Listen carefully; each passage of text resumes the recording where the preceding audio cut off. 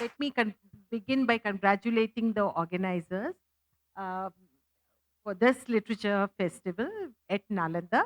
The name itself is magical, as we all know. Nalanda has been the Vishwa Guru.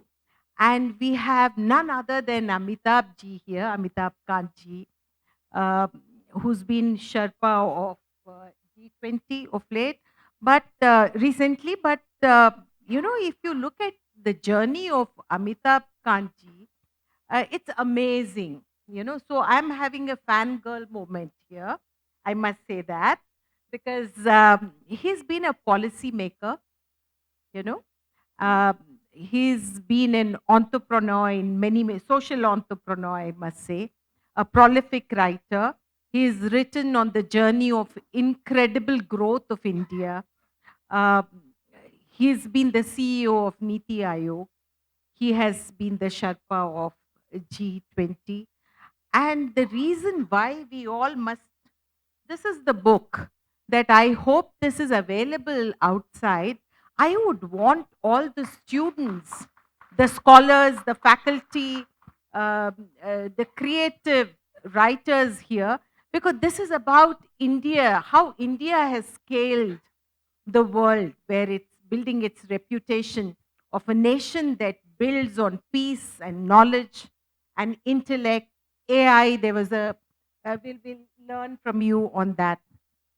But before I dwell on the book, I wanted to begin the conversation by asking Amitabh ji what drives him, what inspires him, because he's written on Incredible India. He conceptualized many of the Atiti Devo Bhava. Many people would not know that he conceptualized that and promoted that as well. He's done a lot for India. And I think it's very important to understand that where does this positivity stem from? You know, we are generally very cynical where India is concerned. We want to say that we are not all that great. The self esteem is always down. But I think with G20 and his other endeavors, I think one man that I would want everybody to read and learn about his journey. Please tell us, sir, what takes you, what inspires you, what drives you in your journey? So first of all, thank you very much. It's a great a pleasure and a delight to interact with a leading intellectual and a very distinguished personality like you, who has played such a critical and significant role in establishing uh, the Nalanda University, which I had the pleasure of staying there last night. And I think it's got the finest campus in the world. Let me tell you, I've seen all the universities, but Nalanda University, it's it's awe inspiring totally, and it's a great campus, and I was delighted to interact with the students there today morning. So you asked me about what drives me. What drives me is my belief in India. I really believe that this is going to be India's decade, and this is going to be India's century, because no country in the world today is growing at 8.2% with low inflation rates. We are the youngest country in the world. America is aging, Europe is aging, Japan is already aged, China is aging. But in India, and it's such a pleasure to see so many young children here in this hall and such a dynamic, vibrant audience here, because our average age is 29, and even when we become 120, 47, our average age will be 35. So we'll be a very young country. Thirdly, no country in the world has used technology to leapfrog like India has done. We today use our mobile to do credit, fast payment, stock market, insurance, all this within 30 seconds to 1 minute.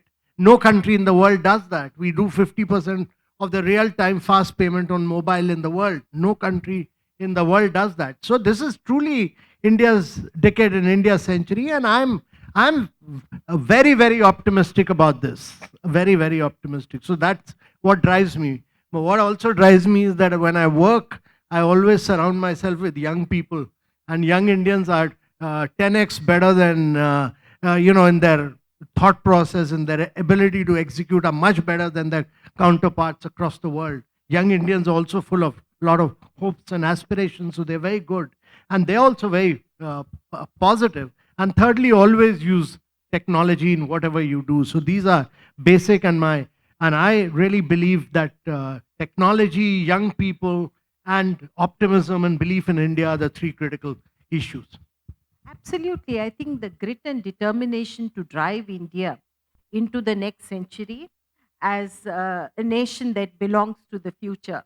I think we need to create institutions that do believe in the capabilities of young Indians and has hope and faith both.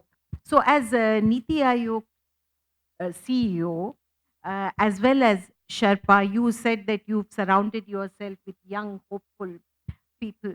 And, AI was a subject that we just covered.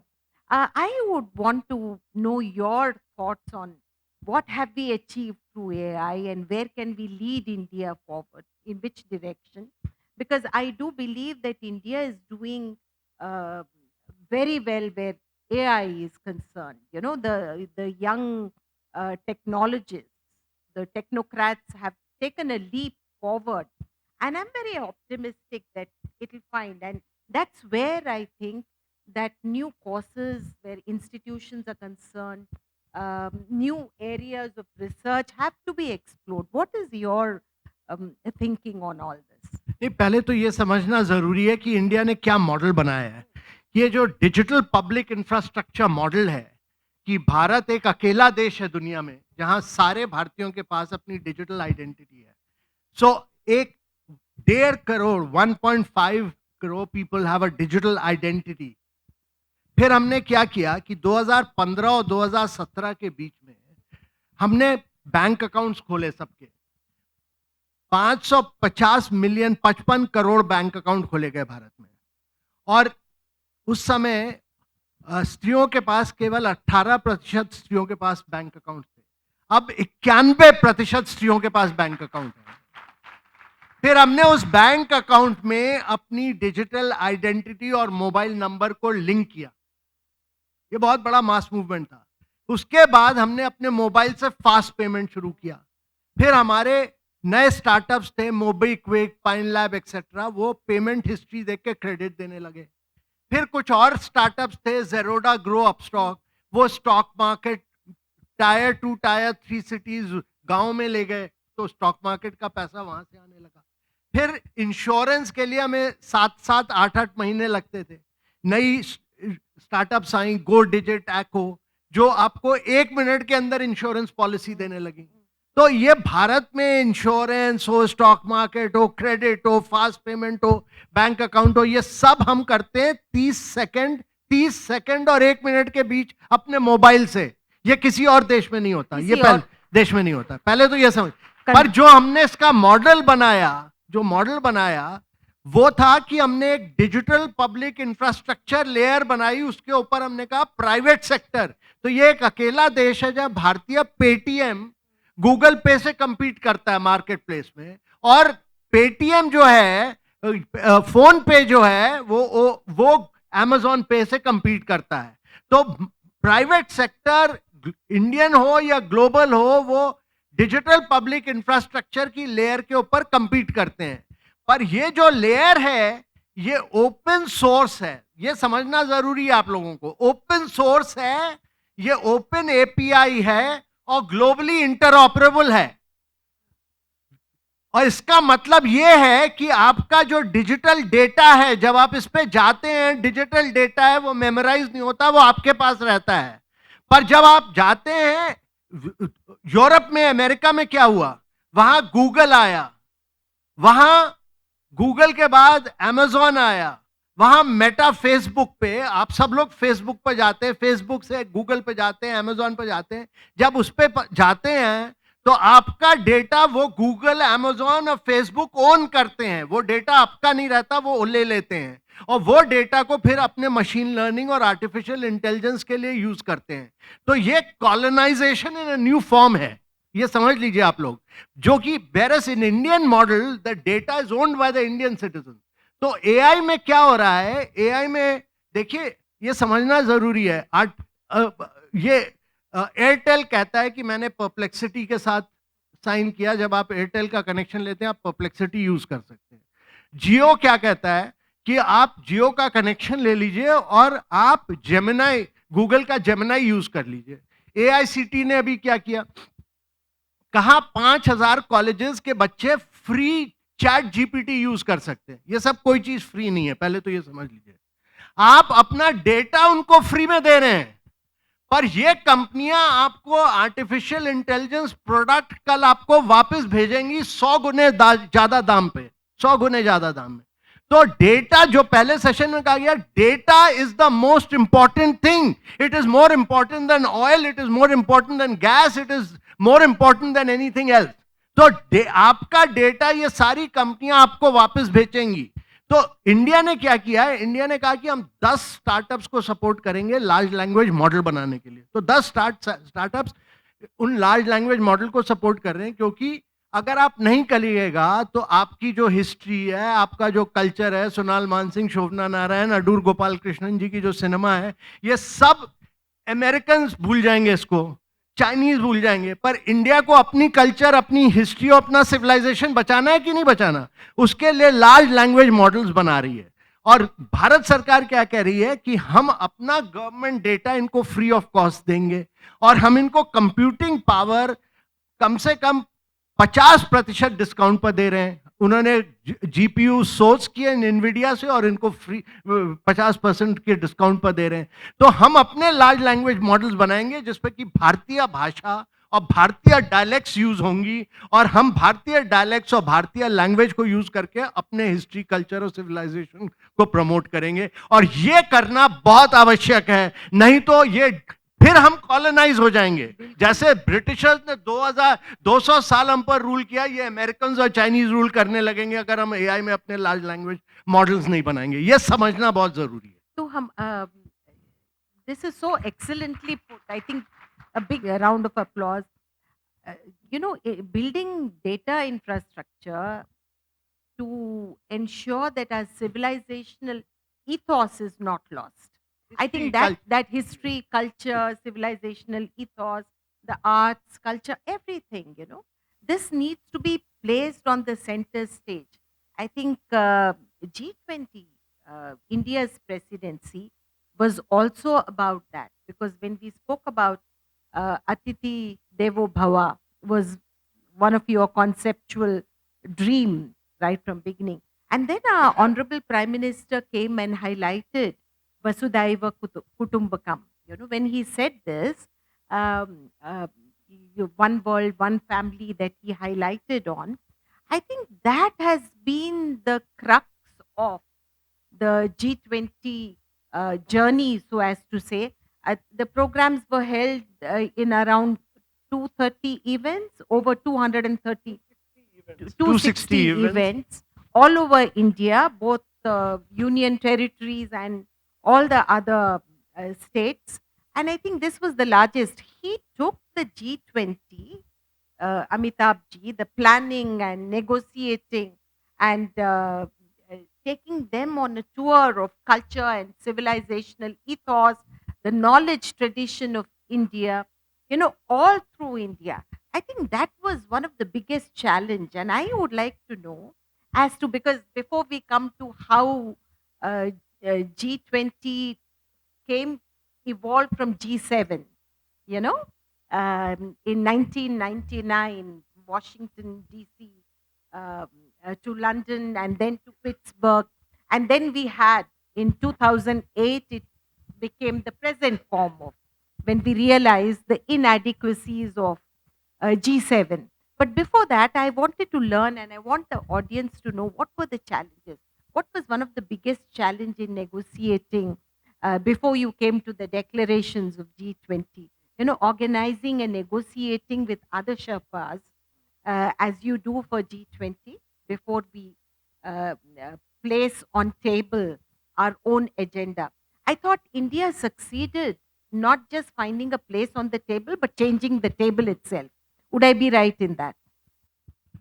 तो देखिए, there were three major challenges. First is कि Prime Minister, who was the leader, and I was his Sherpa, wanted this to be very, very ambitious in nature, both in terms of how we do it and in terms of the content, which is very important.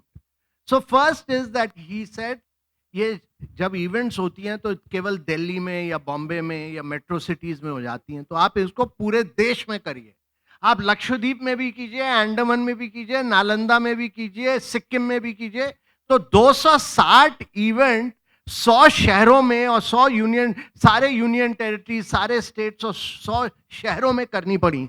तो वो करने की logistics, विदेशों से लोगों को लाकर वहां event कराना, स्टेट्स को इन्वॉल्व करना, सबके साथ एक पूरा फेडरल स्ट्रक्चर को पूरा 360 डिग्री पर काम कराना, that was the one big challenge.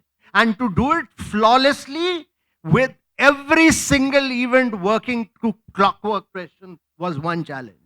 Second is कि जो आपने कहा कि वॉशिंगटन से यहाँ तक ये समझना जरूरी, जब वॉशिंगटन में 1999 में हुई थी, तब ये जो G7 देश थे, जो एडवांस कंट्रीज जिनको अमेरिका यूरोप कहते हैं, तब ये दुनिया की जीडीपी का 75% वहां से आता था. अब करीब 55% ग्लोबल साउथ से आता है. तो ग्लोबल साउथ ये जब इंडिया कर रहा था, तो हमें ग्लोबल पहली बार था कि इंडिया अपनी कलम उपयोग करने जा रहा था. अभी तक America, Europe, Italy, France, Germany अपनी पेन से वेस्टर्न लैंग्वेज उपयोग करते थे. जब इंडिया कर रहा है तो अपनी कलम से ग्लोबल साउथ की भाषा लिखनी थी और उसको नेगोशिएट करके बड़े पावरफुली लिखनी थी कि हम ग्लोबल साउथ की वॉइस बने, voice of the global south. तो हमने क्या किया कि भारत के प्रेसिडेंसी में ना केवल हम ग्लोबल साउथ की भाषा हमने लिखी, बल्कि हमने अफ्रीकन यूनियन को इसका मेंबर बनाया, और बनाने से हमने G20 को G21 बना दिया. तो यह समझना जरूरी है, पहले G20 70% दुनिया की जनसंख्या का 70% था, हमने उसको 92% बना दिया. तो यह भारतीय पॉलिटिकल इच्छा शक्ति और पॉलिटिकल लीडरशिप ने किया कि उसको ग्लोबल साउथ का ये बनाया. तीसरी चीज जो सबसे जरूरी थी कि आप कुछ भी करते रहिए, जब तक G20 जैसे सम्मेलन में कंसेंसस नहीं लाइएगा. तो हर चीज पे कंसेंसस लाना. अगर एक भी कंट्री, ब्राजील में फेल हुआ, साउथ अफ्रीका में फेल हुआ, इंडोनेशिया में फेल हुआ, पर इंडिया में सक्सीड हुआ, क्योंकि हमने हर पॉइंट पर ग्रीन डेवलपमेंट हो, सस्टेनेबल डेवलपमेंट गोल्स हो, डिजिटल पब्लिक इंफ्रास्ट्रक्चर हो, रशिया यूक्रेन इशू, सब पर हम कंसेंसस लाए इसमें. और इसको कंसेंसस लाने में आखिरी समय में हमने ये जो शेरपास थे, इनको हम दिल्ली के बाहर 70 किलोमीटर दूर ले गए, आईटीसी ग्रैंड भारत में इनको बंद कर दिया. इनको कहा ना तो टेलीफोन तुम्हारा अलाउड है, ना तुम्हारा लैपटॉप अलाउड है. सारे के सारों को 8 दिन तक इनको बंद रखा, जब तक ये नेगोशिएट करके फाइनल डॉक्यूमेंट ना बनाए. और हमने कहा अगर तुम फाइनल डॉक्यूमेंट पे एग्री नहीं करोगे, तुमको यहां से जाने नहीं देंगे. जब 16 ड्राफ्ट फेल हुए, 17 ड्राफ्ट सक्सीड हुआ, और जो रशिया यूक्रेन का पैरा था वो 366 घंटे लगातार नॉन स्टॉप नेगोशिएशन हुआ उस पर. और जब वो फेल होने लगा तब हमने उनसे कहा कि अगर ये फेल होता है तो भारत G20 से निकल के ब्रिक में काम करेगा और जगह काम करेगा, और G20 का मेंबर नहीं बनेगा. तो इसलिए हमने उसको थ्रेटन किया, कजोल किया, प्लीड किया, सब कुछ किया, पर कंसेंसस ला कर दिया भारत ने. और ये जरूरी था करना. Congratulations. That is the success of how well can we negotiate, you know. That's the strength and that's the power. I think India takes the center stage there. वो consensus building में, did you find any Sherpa who was more challenging than the others? नहीं, ये सब बड़े senior थे, सबके सब cabinet minister के रैंक के थे और सब कैबिनेट सेक्रेटरी के रैंक के थे. एक से एक, वो फ्रांस वाला तो बहुत ही नक्चड़ा था, और वो उसके कुछ और न्यूक्लियर इश्यूज थे, वो अपना नेशनल इंटरेस्ट प्लीड कर रहा था. जर्मनी वाले के अपने चैलेंजेस थे, दुनिया भर के, मतलब इटालियंस, और ये G7 वाले उन्होंने तो बहुत तंग किया हमको. फिर रशिया और उसके उस समय चाइनीज तो हमारी वसुधैव कुटुंबकम पे नहीं एग्री हाँ। कर रहे थे, फिर हमने उनको मनवाया। फिर वो वेमेन लेड डेवलपमेंट, हमारा फोकस था कि वेमेन लेड डेवलपमेंट पे कंसेंसस बने। वो कह रहे थे नहीं साहब, वेमेन लेड डेवलपमेंट, हमारा सऊदी अरेबिया कहने लगा हमारे यहाँ तो वेमेन लेड डेवलपमेंट नाम की कोई चीज ही नहीं होती। आप तो ये इंडोनेशिया भी नहीं मान रहा था। सबको मनाया हमने, सबको मनाया, और वेमेन लेड डेवलपमेंट, क्योंकि यूनाइटेड नेशंस की टर्मिनोलॉजी थी जेंडर इक्वालिटी, हमने उसको पूरी चेंज करके वेमेन लेड डेवलपमेंट कराई, और उसको कराने में भी बड़ी मेहनत लगी। या बिल्कुल, Yeah. देखिए, this is a great achievement. Women led development is very different from how gender was spaced out at that point of time internationally. But then I thought आपने holistic solutions तो ला लिए, आपने एक और भी बहुत बड़ा काम किया, और वो था कि you introduced the disaster risk reduction group. Now ये group का mandate क्या था?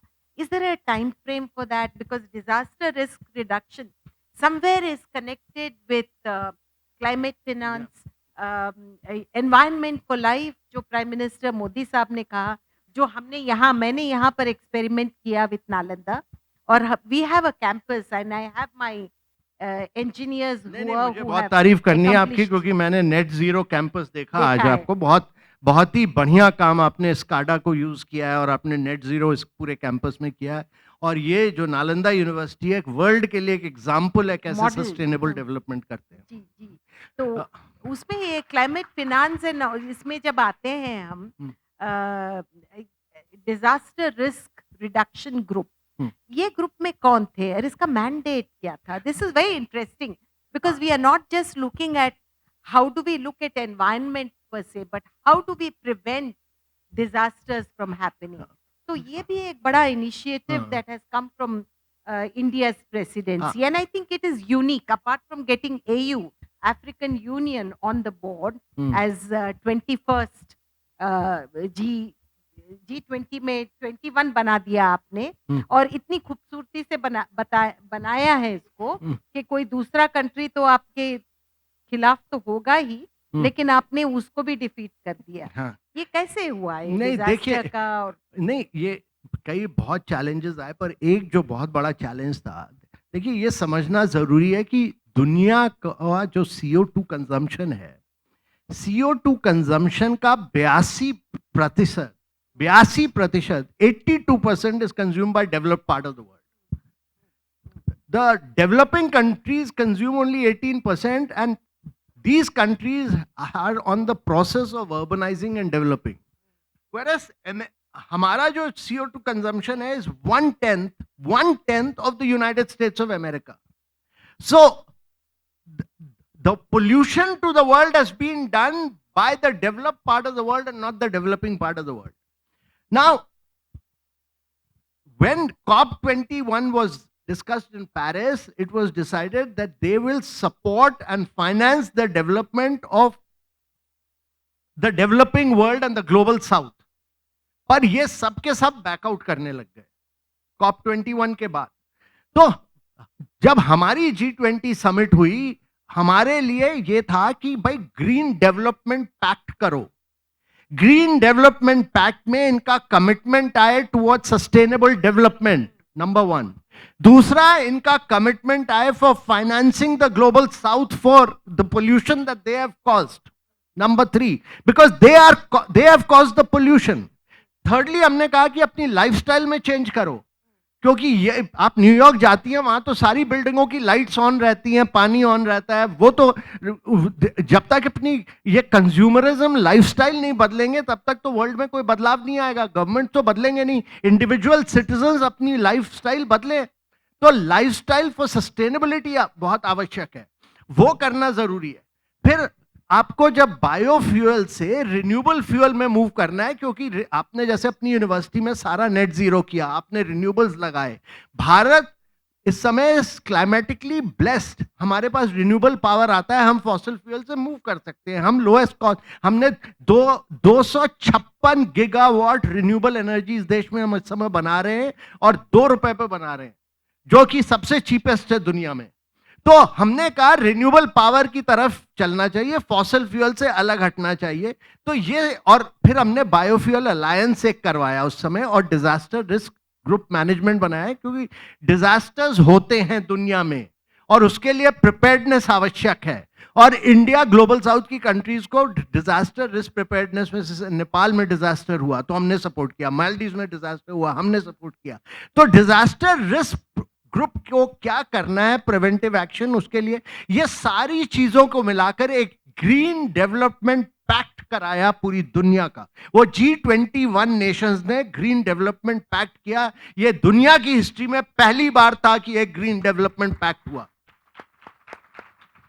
वाह, क्या बात।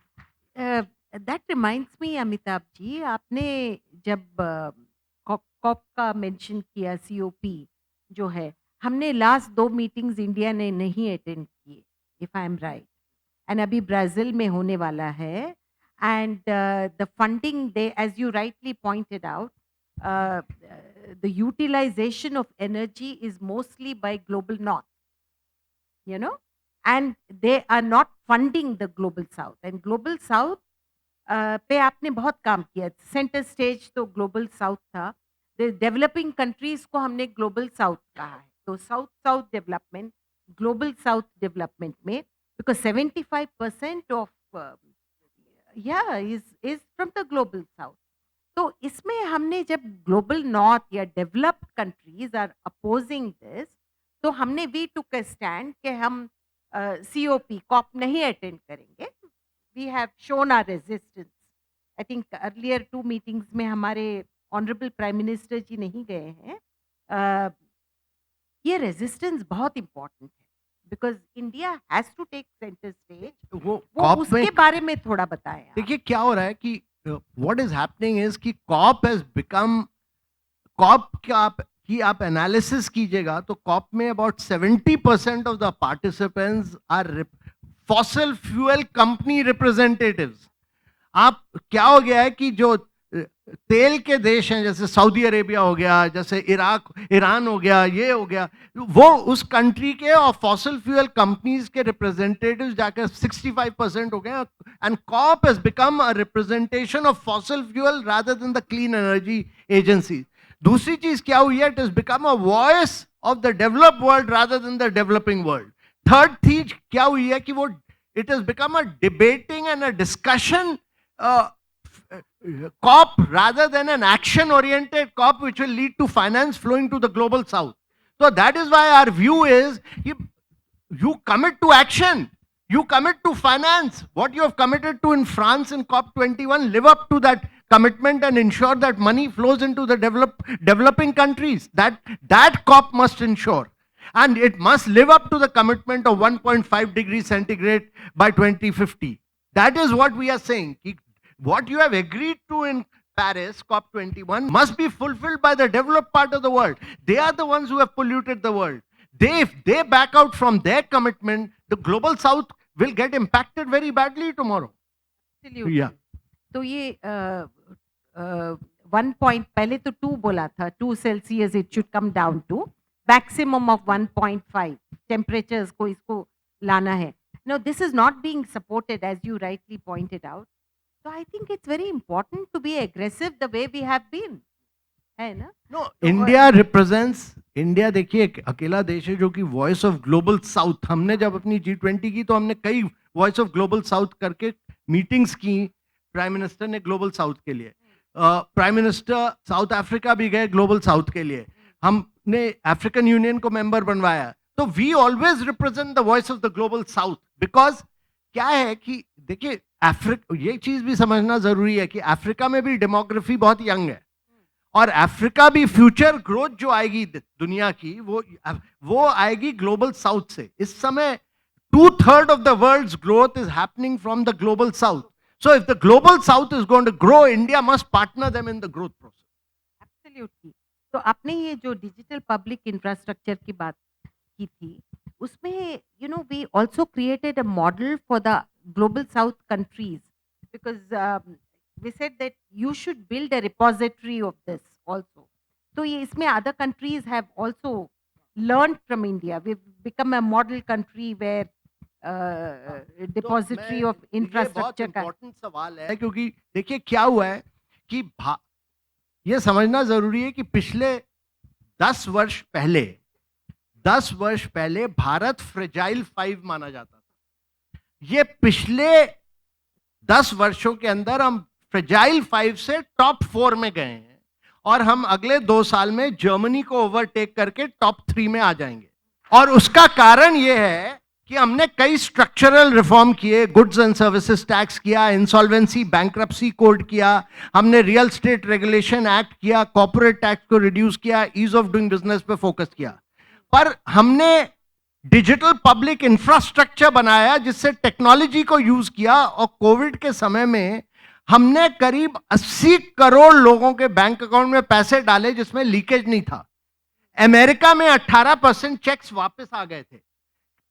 पर हिंदुस्तान का डिजिटल पब्लिक इंफ्रास्ट्रक्चर ऐसा है कि हमने कोविड के समय में करीब 25 करोड़ औरतों के अकाउंट में भी पैसे डाले, वो भी उनको सीधे मिले, लीकेज नहीं हुआ, सीधे बैंक अकाउंट में गया।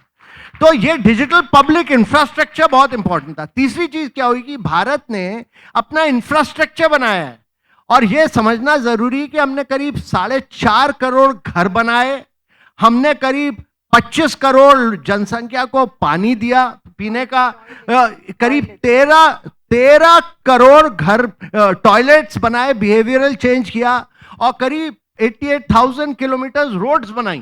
तो इंफ्रास्ट्रक्चर पे फोकस रहा।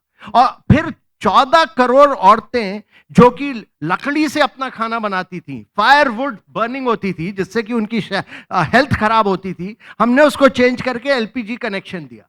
तो हमने इंफ्रास्ट्रक्चर पे बहुत दिया, फोकस किया, जिसकी वजह से हम टॉप 4 में आए हैं और आगे चल के टॉप 3 में आए, टॉप 3 में आएंगे। और ये मोमेंटम हमको मेंटेन करना जरूरी है क्योंकि भारत एक अकेला देश है जो इस समय 30 किलोमीटर रोड बनाता है और 12 किलोमीटर रेलवे का ट्रैक बनाता है हर दिन और 9 मेट्रो बना रहा है हर साल। और जिसने सोलर एनर्जी 31x बढ़ाई है, 31x पिछले 7 सालों में सोलर एनर्जी बढ़ाई है। और हम दुनिया का फास्ट पेमेंट जो मोबाइल पे होता है उसका 50% हम अपने मोबाइल से करते हैं। तो ये सब चीजें सबको समझना बहुत आवश्यक है। ये स्टैटिस्टिकल डेटा बहुत इंपॉर्टेंट है because it tells us the metrics at which we are growing. एक लास्ट सवाल before I hand over to the organisers, you must tell us about the leadership of honourable prime minister. What a compelling drive. I think आप इस पे थोड़ा बताएं because I want the audience here to know about the kind of leadership that was, extended to the Sherpa and the vision that ये सब तो आपने बता दिया, but about leadership, governance. देखिए, I've been working for him for a long time, but I'll just say a few things. One was that first, his prime minister was very visionary. So he was very clear that India has to drive the G20, which is very different from the rest of the world. So he said that make it very different from the rest of the world, both in content and in action. So we did it in every place, 260 meetings in 100 cities. So first thing I would say that he's very visionary in his approach. So vision was clear. हम क्या करते हैं, हम day to day काम करते रहते हैं। First of all, for all young people in this room, it is very important to have your vision कि how you are going to use your life at a young age to transform India. So please have that vision. So vision कि I am going to achieve this outcome. So outcome is important. Number 2, I think from him I learned the art of delegation. He told me what he wanted me to achieve and then delegated everything to me. He never troubled me through. I used to go and meet him and brief him on something. So learning the art of delegating authority, I was a Sherpa, but he delegated a lot to me. Delegating is important. Absolutely. So delegate. Third thing I learned through that is that trusting people is important. You have to learn to trust people who work with you, and that's important.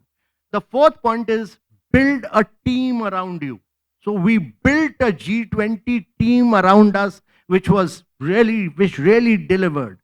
Building a team is important. And last point I want to make is 2 points I want to make. One is the power of communicating. You must learn the art of communicating. Whatever you are doing, you must be able to communicate. And in today's era of social media, it's important to communicate what you're doing both to your team and to the outside world. And last is, if you want to succeed, work with a lot of young people. Which these are 5 or 6 qualities which I think young people bring a different level of dynamism and Absolutely. vibrancy. The dynamics and the energy that comes. So when we concluded the G20 successfully, PM thanked every worker. He didn't thank me, or he didn't thank Harsh Shingla, who was the chief coordinator with me. He didn't thank any one of us. He thanked the worker. He would thank the person who had done the horticulture pot, cleaned up the pots and put the flowers. He thanked the chowkidars. He thanked the policeman. He thanked every common worker who was responsible for G20. That's leadership. Yeah, That's leadership.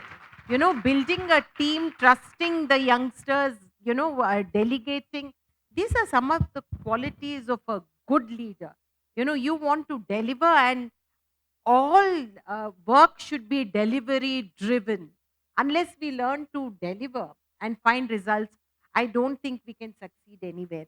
I think a big round of applause for Amitabh Kanji for that clarity of vision and the way you were able to lead and be part of the G20 as its, I think, very dynamic Sherpa. Thank of you all the- for being such a dynamic vice chancellor and for creating this Nalanda University, and thanks for the lovely session. Thank you. Thank you.